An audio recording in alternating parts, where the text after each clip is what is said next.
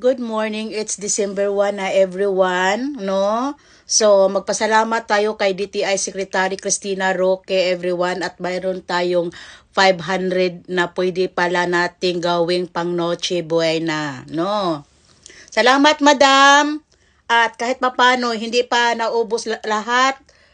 At mayroon pa sigurong sa alam mo na natira pang 500 peso sa mga bulsa sa mga sambayanang Pilipino. Hindi pa lahat napasok sa Remuwa bag. No?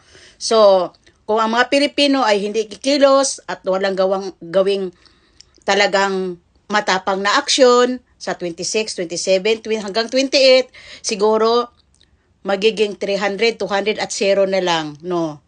So, ang akin lang masasabi, no? Good luck sa Pilipinas at sana mabigyan ng hustisya ang sambayanang Pilipino at ang Pilipinas. Yun lang talaga ang masasabi ko. No? Asan kaya ang utak mo, Madam Cristina Roque?